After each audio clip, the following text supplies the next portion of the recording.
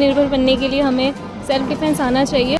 ये हमारी एक नैतिक जिम्मेदारी होती है कि हमें अगर कुछ भी आता है तो हम उसका पॉजिटिव यूज़ करते हैं या नेगेटिव यूज़ करते हैं। क्योंकि आप हमेशा मेल्स पे डिपेंड नहीं रह सकते, तो एक सेल्फ इंडिपेंडेंट होना एक बहुत ज़रूरी है। नमस्कार, मैं हूं आकांक्षा सोमवंशी और आप देख रहे हैं PL news Hindi. Martial art स्वस्थ रहने व आत्म सुरक्षा का बेहतरीन माध्यम है।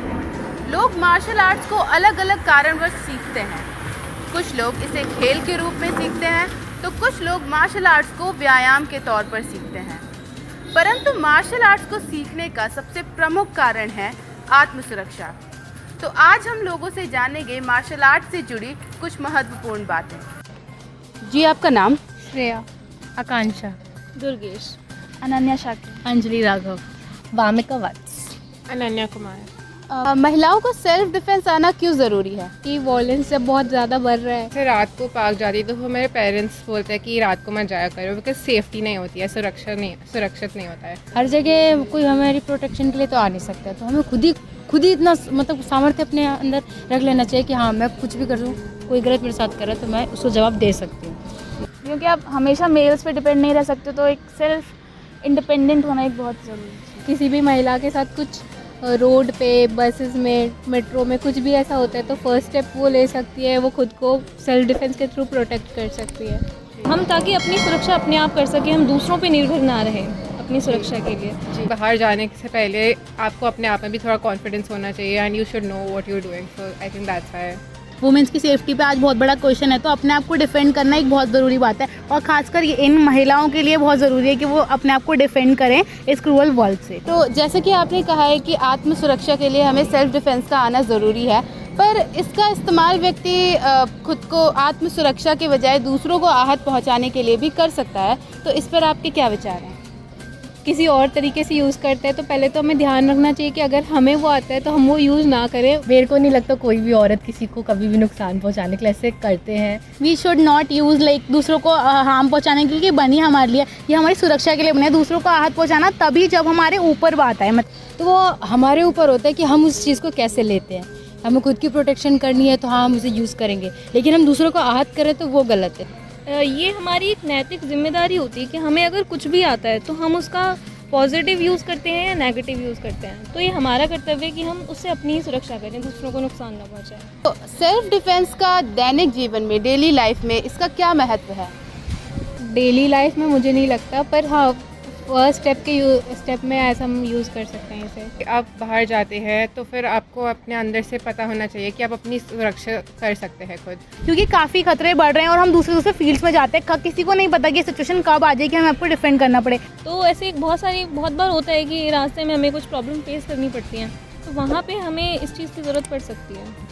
so that's why I think it's very important that you know your parents trust in you and like they know that you will be able to handle yourself as well, because जैसे भी बात कर लो, जितनी भी gender equality की बात कर लो, at the end of the day when girls are going out, parents are very I think scared about it.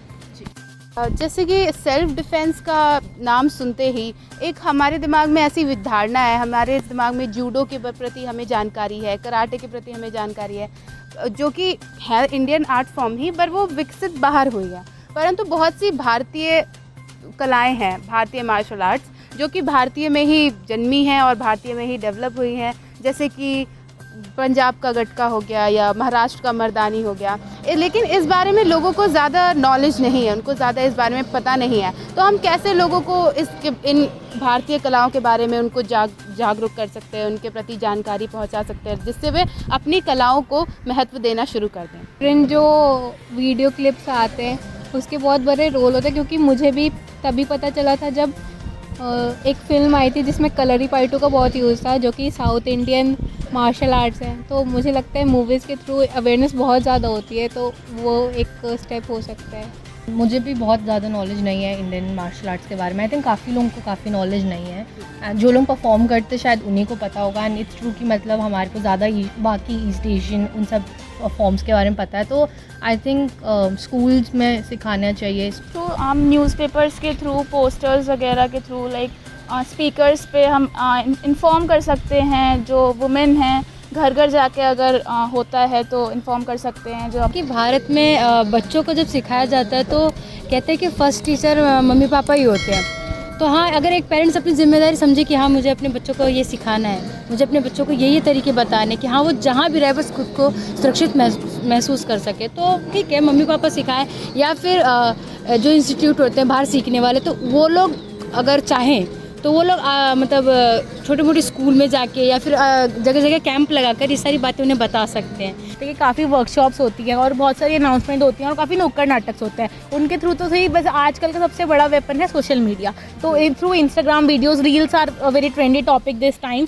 तो through reels, through posters, through invites, through stories we can aware our citizens about martial art so that they can defend themself. Globalisation है आजकल, तो ज़्यादातर हम लोग विदेशी चीज़ों की तरफ अट्रैक्ट होते हैं। मतलब अपने देश का, हाँ अपने देश की चीज़ों की तरफ भी हैं, लेकिन कुछ चीज़ें ऐसी होती हैं जिन्हें हम नज़रअंदाज कर देते हैं, सोचते हैं कि बाहर की चीज़ ज़्यादा अच्छी हैं। जैसे स्कूलों वगैरह में भी होता है, मोस्टली कराटे या जूडो की ही क्लासेस मैंने देखा है लगाई जाती हैं। तो वहाँ पे भी हम स्कूलों से शुरुआत कर सकते हैं कि छोटे बच्चों को जैसे सिखाते हैं, तो वहाँ पे मार्शल आर्ट्स की कई शैलियाँ भारतीय स्थानीय कलाओं के अंतर्गत होते हुए भी उचित शिक्षक और जागरूकता के अभाव से भारत में प्रचलित ना हो सकी।